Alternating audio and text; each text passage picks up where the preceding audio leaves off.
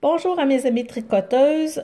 Aujourd'hui, je vous propose de rabattre mes mailles de fin d'un projet avec la méthode E-cord. C'est très intéressant. Ça fait un rabat qui roulera pas principalement dans le bas d'une manche, dans le bas d'une tuque si on veut pas faire des côtes. Pour tout projet qu'on veut terminer sans faire les côtes traditionnelles ou du point mousse. Alors, vous déterminez combien de mailles que vous voulez, laquelle largeur vous voulez votre E-cord. Moi, pour l'exercice, je vais faire un E-cord à trois mailles. Alors, je vais monter 3 mailles. J'en ai monté une première au bout de mon tricot. J'ai pas, si vous voyez, je vais le défaire pour bien vous réexpliquer. Ça, c'est vraiment la fin de mon tricot. Alors, je viens me monter une maille au bout de mes mailles de mon foulard, par exemple. 2 et 3.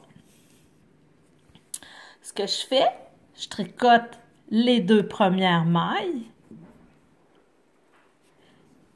Et la troisième et la quatrième ensemble. Alors, je me trouve avoir abattu une maille. Je remets les 3 mailles que je viens de créer sur l'aiguille de gauche.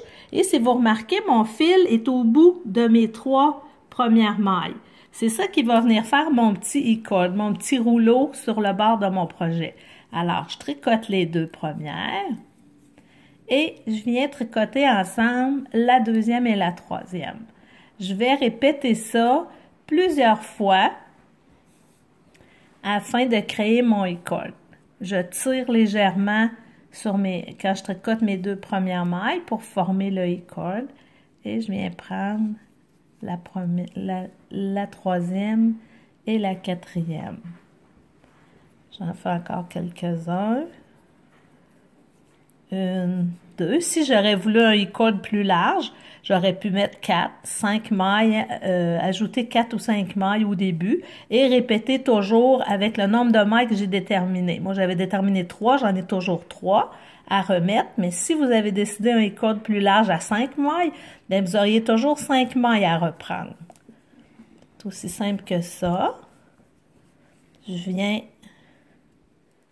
reprendre ici. Je vous le fais une dernière fois. Je retourne les 3 mailles. Je tricote naturellement les 2 premières et la troisième et la quatrième ensemble.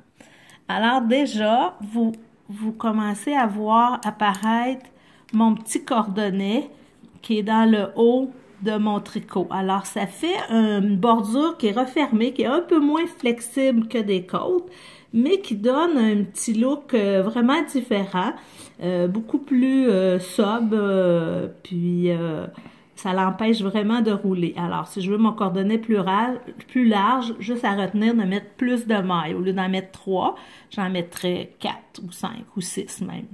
Alors, bon projet de tricot!